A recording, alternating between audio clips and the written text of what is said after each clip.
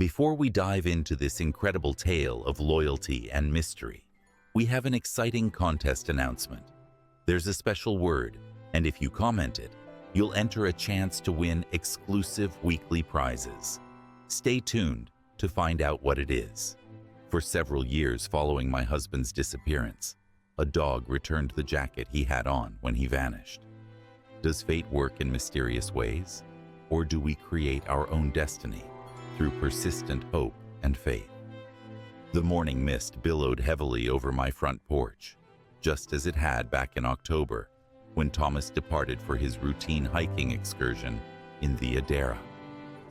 I was filling my morning coffee, still 2 cups even after all this time, when I noticed the dog.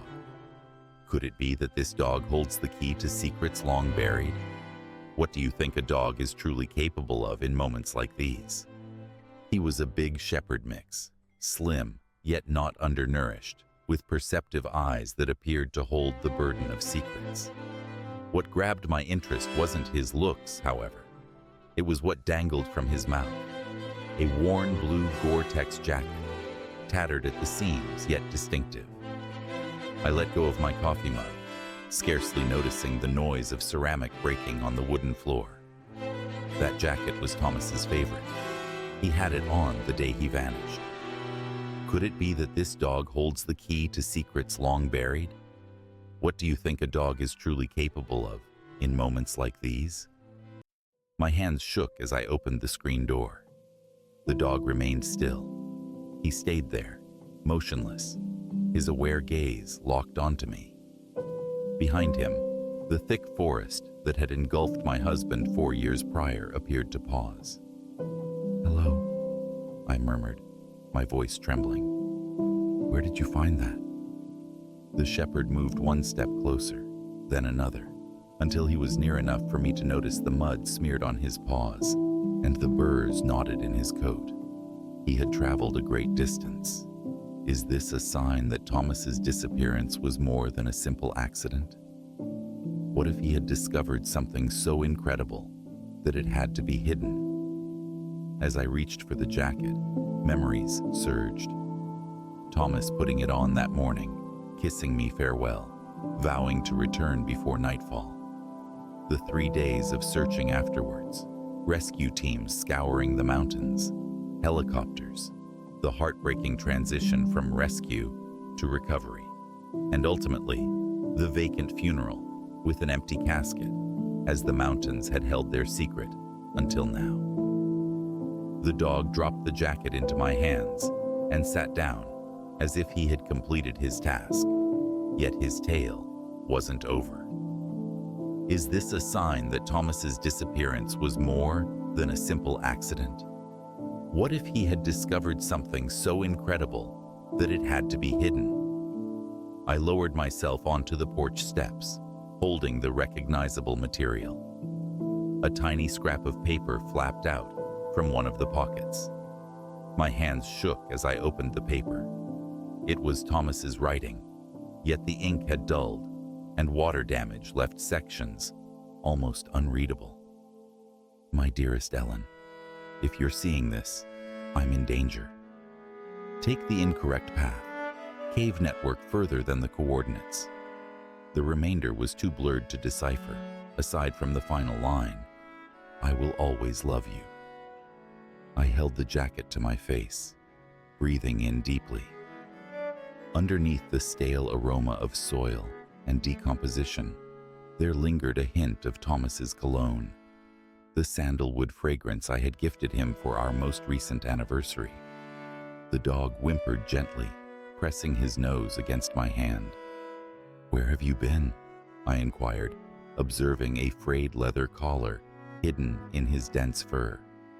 The labels were absent, yet something about him felt slightly recognizable. That's when it struck me. 4 years prior, while the search was ongoing, there were sightings of a wandering shepherd near the rescue teams.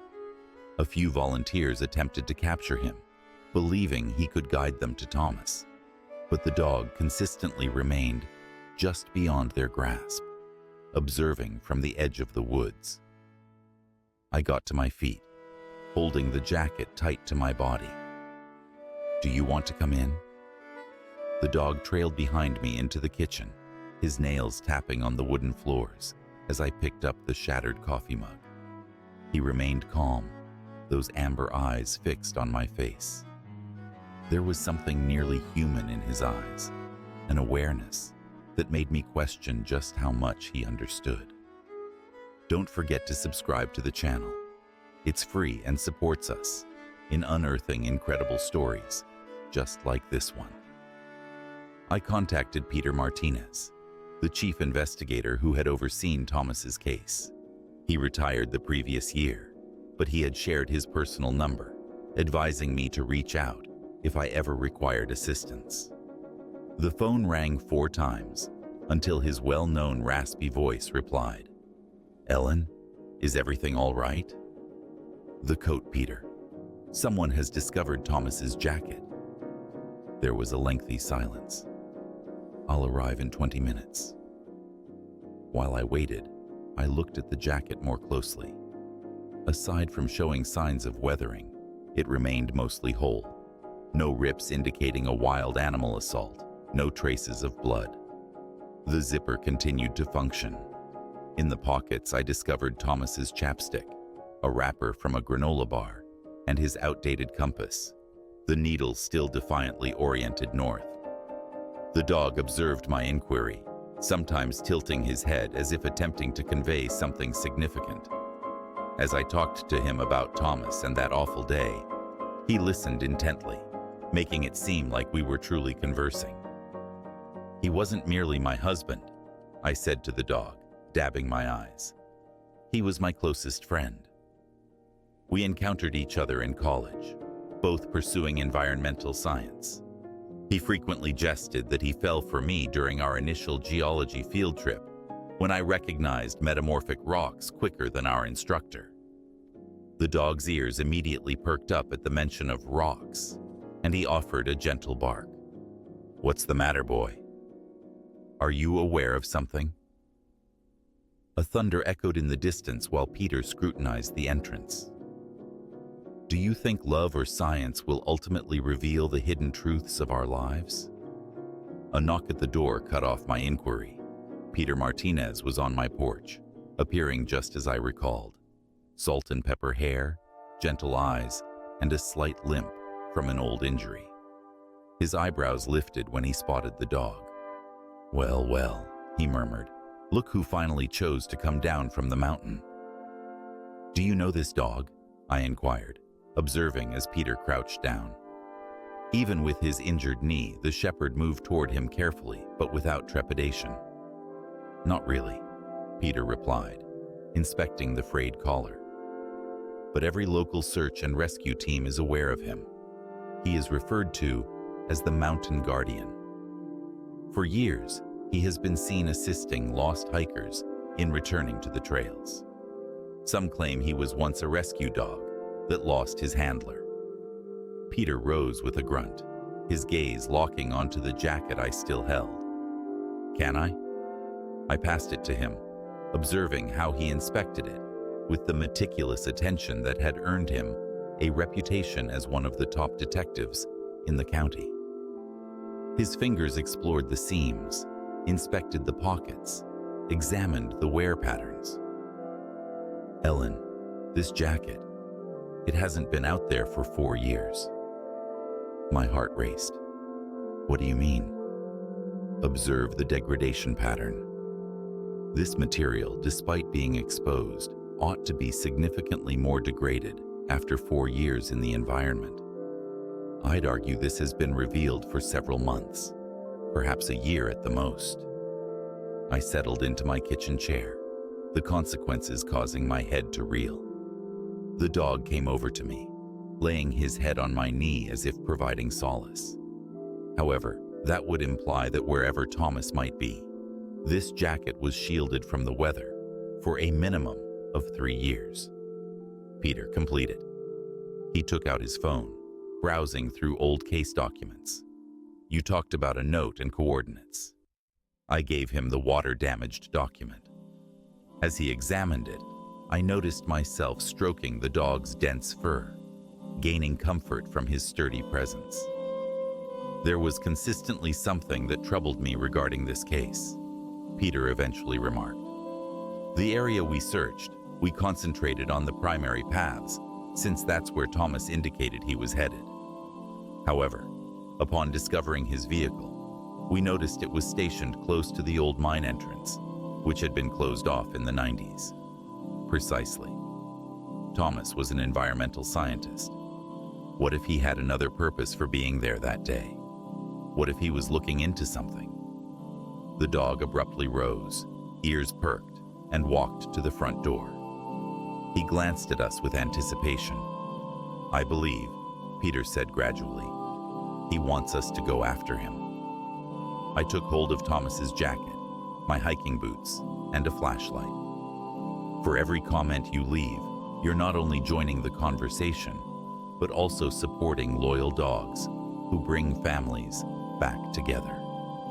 A portion of me yearned to dash out the door, to finally reveal the truth that had tormented me for 4 years. Yet another part was scared of what we might discover. Ellen, Peter grasped my arm. Are you certain you want to proceed with this? Occasionally, the reality isn't what we desire. I glanced at the shepherd standing calmly by the door, then at the coat in my grasp. Thomas is out there somewhere, Peter. He sent me a message, and this dog, he's attempting to communicate with us.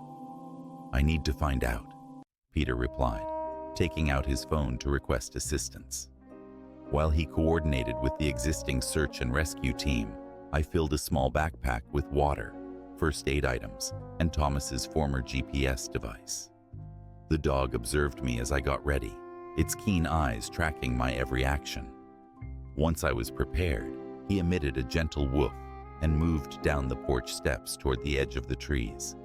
Right before we stepped into the forest, I glanced back at our house, the place Thomas and I had lived, the porch where we'd enjoyed countless nights, watching the sun set behind the mountains.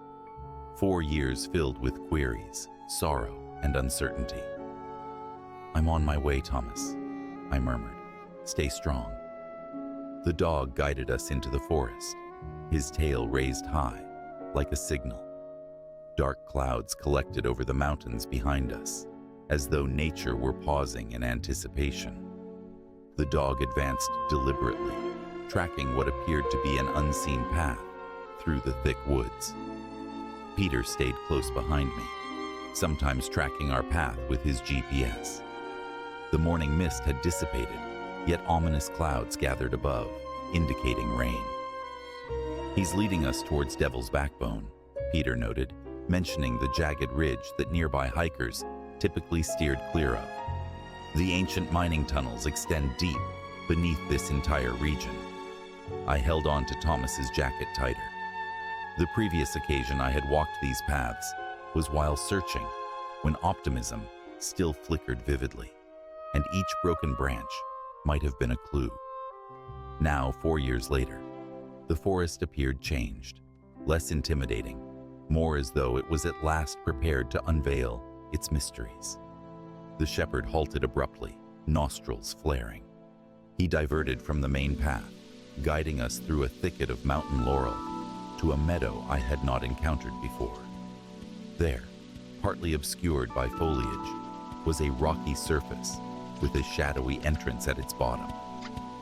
This isn't included in any of our maps, Peter remarked, scowling. He took out his phone, yet there was no reception. The outdated mining documents indicated all the openings were closed. The dog barked once, loud and distinct, the noise reverberating against the stones. He jogged to the entrance and glanced back at us with anticipation. Hold on, I said, a thought sparking in my head. I retrieved Thomas's old compass, the one that was in his jacket pocket. The needle whirled erratically, much like it does near considerable mineral deposits. Peter, what if Thomas discovered something here? Something crucial enough to explore? Thunder echoed in the distance, while Peter scrutinized the entrance. "These rocks have fresh marks," he remarked, tracing his fingers along the surface. "Someone's been here not long ago." My heart raced. Not long ago to leave a jacket. Before Peter could respond, the dog dashed into the opening without a second thought.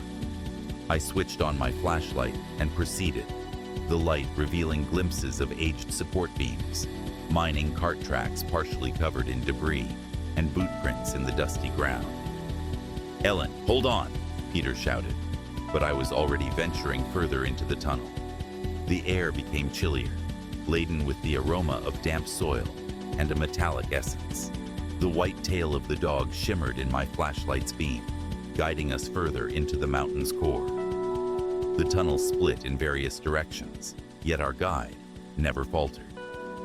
At one intersection, I spotted contemporary climbing rope fastened to an ancient support beam. "Someone has certainly been here not long ago." "See," Peter remarked, as his flashlight illuminated a part of the wall. "There are recent tool marks on the stone and what appeared to be sampling bags littered close by. This is a newly conducted geological survey."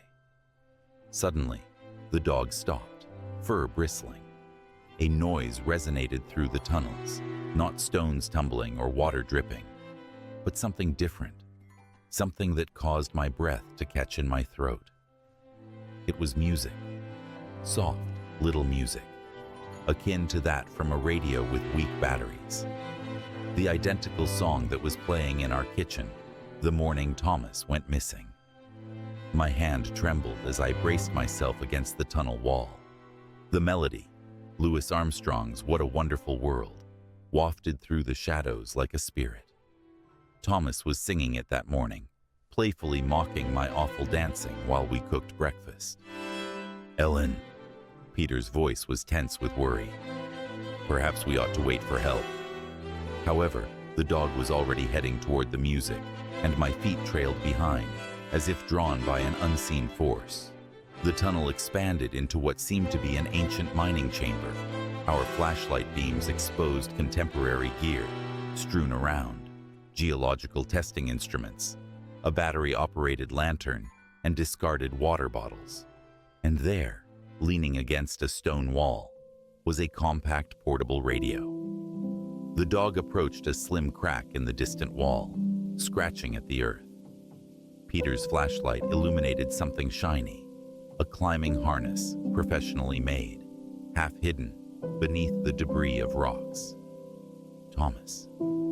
His name slipped from my mouth softly. The sign of his presence here, after all this time, left my knees trembling. He was investigating something in these caves, something he preferred to keep secret from others. Peter was inspecting the climbing equipment. This arrangement, it's meant for going down. There has to be a vertical shaft located close by. In reply, the dog barked, its sound resonating against the chamber walls. He stood near a shadowy entrance we hadn't seen previously, partly concealed by ancient mining tools. As we got closer, we sensed a noticeable chill of cold air coming up from beneath. Peter directed his flashlight down the shaft. The beam vanished into the shadows, yet we could still hear the faint sound of flowing water.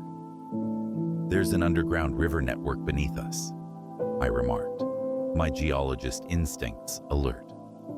Thomas had mentioned strange mineral formations in this region, designs that were inconsistent with recognized geological maps.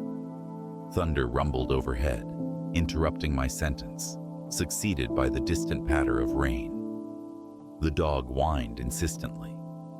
"We have to decide now," Peter stated, glancing at his watch.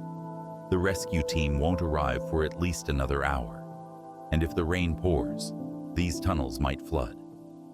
I was already putting on Thomas's jacket, checking the pockets once more.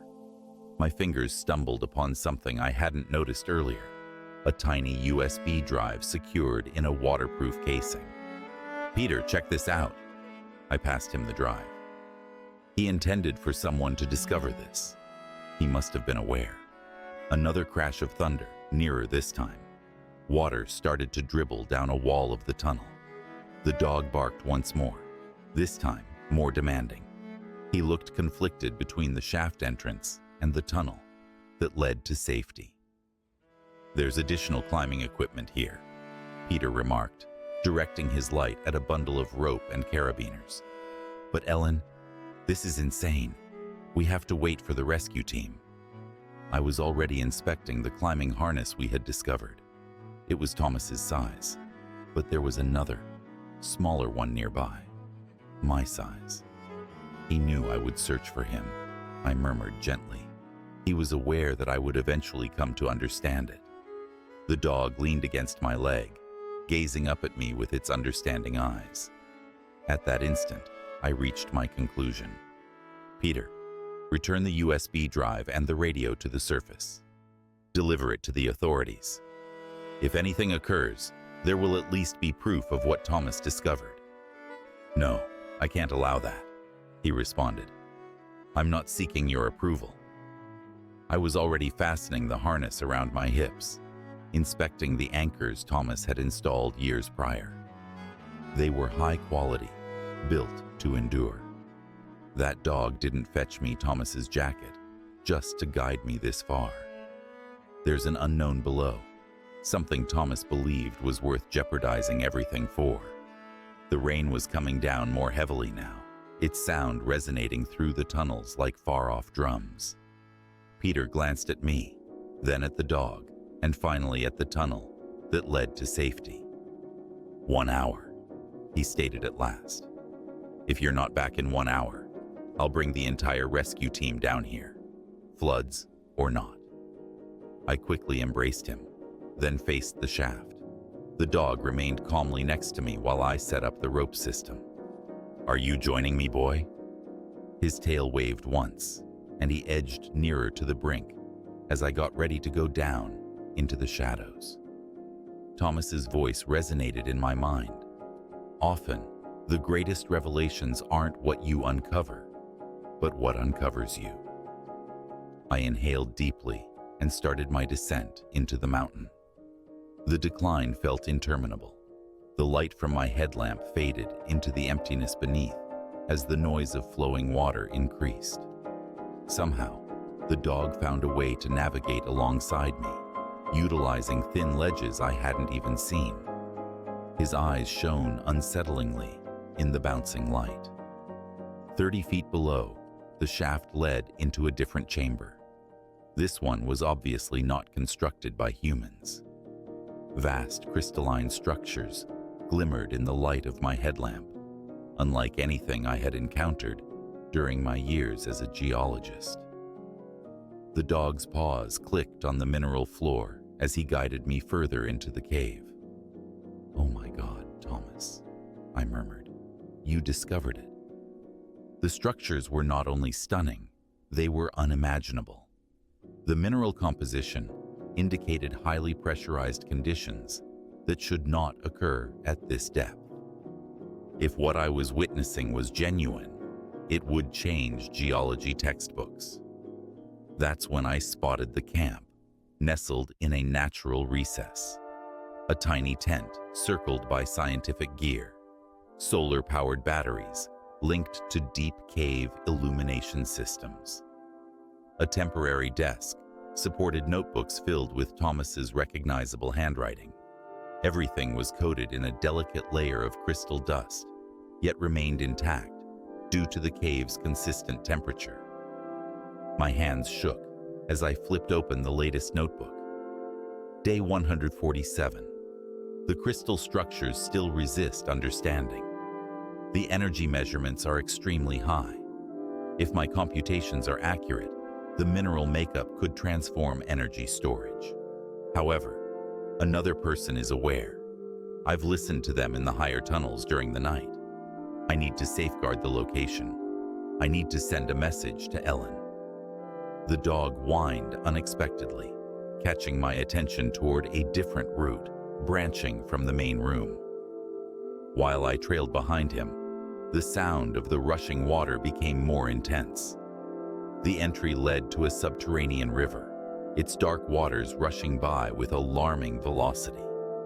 At that moment, my headlamp illuminated something that sent chills through me.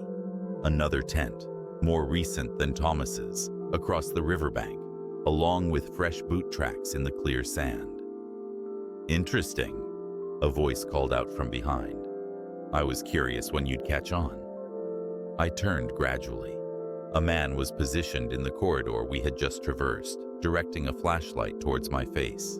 From the darkness, 2 additional figures stepped forward. "Dr. Ellen Morrison," the man remarked. "Your husband's research notes indicated you'd be sharp enough to discover this location, though I confess we didn't anticipate the dog would prove so useful." The shepherd growled softly, standing guard between me and the newcomers. "Who are you?" I inquired, although I harbored a growing unease. "Let's just say we represent some interests that would like to keep this finding confidential." Your husband was quite unhelpful regarding that. My heart raced. Where can I find him? The man's grin did not reach his eyes. "Why not join us? I think it's the right moment for a family gathering." The dog's growl intensified, reverberating through the cave walls. I reached out for the wall behind me, my thoughts racing. The final entry in Thomas's notebook abruptly became alarmingly clear. He hadn't misplaced himself. He had been concealing for years. I stated, my tone more composed than I sensed, "You've held him here for 4 years." The leader's chuckle was icy. "Not quite." Dr. Morrison initially demonstrated significant resilience. He declined to share his research, demanded appropriate procedures, and warned he would reveal all. Then we found out what his vulnerability was. He pointed at me. "You." The dog moved closer, bristles up. The 2 men following their leader fidgeted anxiously. "Boss," one whispered. "That's the cave dog, the one we've always failed to catch. The one that consistently guided hikers to the upper entrance," the other remarked. "Perhaps we ought to be quiet," the leader retorted. "Dr. Morrison's wife is our key to persuading him to finally cooperate. That dog is merely a stray." However, I was observing the shepherd more closely now. The way he moved, the keen focus in his gaze. And suddenly I recalled something Thomas had shared with me long ago. Dogs are family. They never abandon those they care for. Before anyone could respond, I dug into Thomas's jacket pocket and retrieved his vintage emergency whistle. The loud explosion reverberated in the cave like a firearm discharge. Multiple events occurred simultaneously. The dog sprang toward the leader, a whirlwind of fur and anger. From deeper within the cave network, responding whistles reverberated, and a recognizable voice, more aged, harsher, but unmistakable, called out my name. "Ellen, down!" I crouched as a surge of light illuminated the cavern. Rescue and search squads arrived from various routes, headed by Peter Martinez, and what appeared to be federal officers. "FBI, on the floor! Keep your hands visible." The 3 men were swiftly overpowered. While they were being handcuffed, I noticed motion coming from one of the deeper tunnels. A figure appeared, relying significantly on a makeshift walking stick. His beard had turned gray, yet his eyes looked just as I recalled. Thomas. He appeared thinner and older, his hair laced with silver, but his smile remained unchanged. The dog, our dog, leaped back and forth between us, tail wagging excitedly. "I'm really sorry, Ellen," Thomas said as I rushed to him. "They threatened to harm you if I spoke out. I needed to shield you, safeguard the finding. Yet I was certain you would work it out in due time. And Max is here." He rubbed the shepherd's ears. He always persisted in seeking assistance. My research associate prior to all this, when they caught me down here. He got away and has been acting as our protector ever since, assisting lost hikers and watching over you. Thomas's voice faltered. He delivered my jacket to you when he realized it was safe at last. Didn't you, boy? Max barked, leaning against us while Thomas embraced me tightly. Peter came over, appearing happy even with his concerns. Thomas's encrypted notes on that USB stick enabled us to locate the entire network. Corporate spying, abduction, unlawful mining activities. They're going to be gone for quite a while. The mineral deposits? I inquired. They're safe now and will be examined correctly via appropriate channels. He squeezed my hand. But first, I think I owe you around 4 years of recompense for lost time. While the rescue team secured the scene and recorded the remarkable crystal formations, Thomas, Max, and I started our extended climb back to the surface. The storm was over, and sunlight poured into the cave entrance, the very entrance where Max had guided me, clutching a jacket filled with dreams and mysteries. "Welcome home," I murmured, assisting Thomas into the light. Max joyfully barked, guiding us back down the mountain trail to our home, where 2 coffee cups would once more serve a purpose. Epilogue. A year later, I find myself on our back porch observing Thomas and Max playing fetch in the warm afternoon sunlight. Thomas's limp is hardly perceptible now, although he continues to use a cane during chilly days. Max, now officially our dog, has become chubby and joyful, yet he continues to patrol the property line nightly, always the protector. The discovery of the crystal cave altered everything, not merely our lives. Thomas's studies, now accurately recorded and reviewed by peers, transformed energy storage technology.